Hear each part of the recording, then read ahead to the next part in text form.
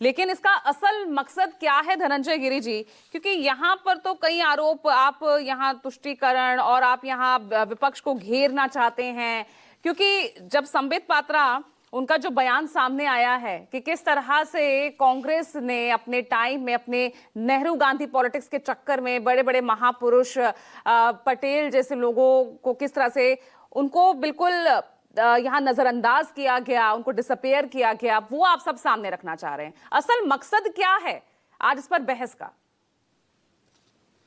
पूजा जी, बाबा साहब डॉक्टर भीमराव अंबेडकर संविधान निर्माता ने कहा है कि जो पीढ़ियां अपना इतिहास नहीं जानती हैं वो आने वाले भविष्य का निर्माण नहीं कर पाती हैं। इसीलिए पीढ़ियों को जानने का हक है कि इतिहास के तथ्य क्या हैं, कथ्य क्या हैं और सच्चाइयां क्या है। जहां तक रही वंदे मातरम की बात, तो हम ये मानते हैं कि वंदे मातरम एक कवि के हृदय का स्पंदन है, मातृभूमि का वंदन है, या उस मिट्टी की सुगंध है जिसमें शहीदों का रक्त मिला है, उस हवा की पुकार है जिसमें गुलामी की जंजीरों को तोड़ने की गूंज बजती है। जब बंकिम चंद्र की कलम से स्वर फूटा होगा तब शायद उन्होंने भी नहीं सोचा होगा कि यह गीत एक दिन करोड़ों हृदयों की धड़कन बन जाएगा। यह गीत नहीं है बल्कि आत्मा का आवेग है, माँ के चरणों में शीश नवाने का मौन प्रयास है। आज जब वंदे मातरम गूंजता है, जब करोड़ों लोग इसको लेकर निकले, कंठ का हार बनाए, तो केवल स्वर नहीं उठते थे, इतिहास जाग उठता है। अंधेरी कोठरियों में कैद क्रांतिकारियों की आंखों में चमक लौट आती है, फांसी के फंदे की ओर बढ़ते हुए कदम में साहस भर देता है। ये वही मंत्र है जिसने परतंत्र भारत को स्वाधीनता का स्वप्न दिखाया, जिसे थके हुए शरीरों में राष्ट्र के लिए जीने मरने की ज्वाला जगाई। फिर भी इस पवित्र स्वर को लेकर जब विवाद खड़े होते हैं तो मन व्याकुल हो उठता है। माँ की वंदना पर प्रश्न कैसा? सबके उसके सम्मान पे बहस को मेज पर लाना। सवाल खड़े कर कौन रहा है ये बताइए ना। सवाल कौन खड़े कर रहा है? सवाल खड़े करने वाले भी आप ही हैं, और संसद में ही अपने राज्यसभा सांसदों को भी ये कहने वाले आप ही हैं कि भाई जय हिंद और वंदे मातरम जैसे नारों से बचिए। देखिए, सबसे बड़ी बात यह है कि सच है कि भारत अनेक आस्थाओं की भूमि है और इस पर सब किसी को ऐतराज नहीं, पर क्या मातृभूमि से ऊपर भी कुछ हो सकता है क्या? क्या धरती जिसने सबको आश्रय दिया किसी एक आस्था की सीमा बन सकती है क्या? वंदे मातरम से हम किसी धर्म को जोड़ने की मांग नहीं करता, ये केवल इतना चाहता है कि जब मातृभूमि पुकारे तो हृदय बिना सर झुक जाए। यह गीत किसी मंदिर, मस्जिद या दीवार में कैद नहीं है, ये तो गांव की पगडंडी, सैनिक की वर्दी, किसान के पसीने और विद्यार्थी के तुष्टीकरण की राजनीति का पर्याय आप बताते हैं, तो धर्म से आप जोड़ रहे हैं या विपक्ष जोड़ रहा है?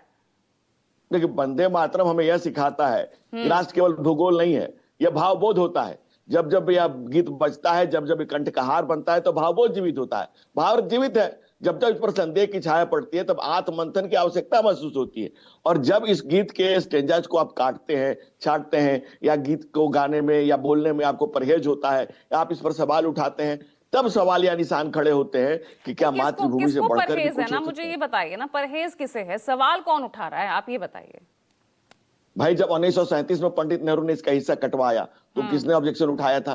किसने कांग्रेस अधिवेशन में पहली बार जब रविन्द्रनाथ टैगोर ने 1896 में वंदे मातरम गाया था कलकत्ता के कांग्रेस अधिवेशन में, उसके बाद 1923 में विष्णु दिगंबर पुलस्कर ने इसको गाया था, किसी को दिक्कत नहीं। लेकिन जब मुस्लिम लीग के अली जौहर और मोहम्मद अली ऐतिहासिक महत्व को ही समझा था ना यहाँ पर। भाई, अगर जो सवाल उठे कांग्रेस अधिवेशन में तो सरदार वल्लभ भाई पटेल, इसके अलावा तमाम जो महापुरुष उस वक्त थे, उनकी सहमति से ही ये स्वीकारा गया, तभी वो स्टैंडर्स हटाए गए ना, बाकी जो 4 थे, और 2 स्टैंडर्स शामिल किए गए। देखिए, पंडित नेहरू समय कांग्रेस के अध्यक्ष थे, और जब संविधान सभा की आप बहस को देखिएगा तो वंदे मातरम को शामिल करने की बात हुई थी। पंडित नेहरू ने कहा कि नहीं, इसको नहीं, जन गण मन को शामिल किया जाए। वो 237 डिबेट्स में 237 लोगों में एकमात्र पंडित नेहरू की जीत थी कि नहीं, वंदे मातरम नहीं, जन गण मन किया जाएगा। ये तो संविधान सभा की बहस का हिस्सा है। तो ये तुष्टीकरण क्यों? तुष्टीकरण की राजनीति क्यों? भाई, मुल्क से बढ़कर ऊपर कौन हो सकता है? मातृभूमि से बढ़कर कौन हो सकता है? भगवान राम जब लंका विजय करते हैं, लक्ष्मण कहते हैं सोने की लंका एक बार देखिए, उन्होंने कहा था नहीं, अपनी स्वर्णमयी लंका न में लक्ष्मण रोचते, जननी जन्मभूमि से स्वर्गादपि गरियसी। तो जननी जन्मभूमि को स्वर्ग से बढ़कर मानने वाला, सिद्धांत को प्रतिपादन करने वाला समाज अगर किसी को किसी बात से ऐतराज है तो क्यों है? ये उद्घोष नहीं, प्रार्थना बन जाता है। मां के लिए आने वाले समय में किसी धर्म को हम किसी धर्म को के खिलाफ है नहीं। जब सनातन संस्कृति कहती है सर्वे भवन्तु सुखिनः, सर्वे निरामया, सर्वे भद्राणि पश्यन्तु, मां किसी तो भाग भवे। लेकिन अब तो 2 स्टैंजास में ही वंदे मातरम, हमारे राष्ट्रीय गीत को हम सब ने अपना लिया है, हम सब गा रहे हैं, तो फिर अब क्या दिक्कत, आज इस मौजूद वक्त में इसकी चर्चा करना, इस पर बहस करना, यही तो मैं समझने की कोशिश कर रही हूं। मकसद क्या है इसके पीछे?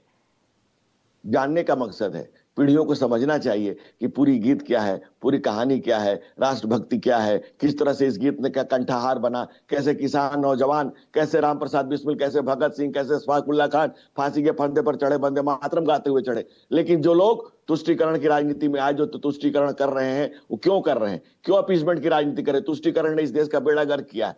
आप इस गीत की सच्चाई तो को जानिए, वक्त की सच्चाई को उनकी जानिए। तरफ से यही रखा गया ना, यही कारण रखा गया कि भाई मूर्ति पूजा इस्लाम में कबूल नहीं है, और बाकी 4 स्टेंजाज हैं उसमें उसका जिक्र है।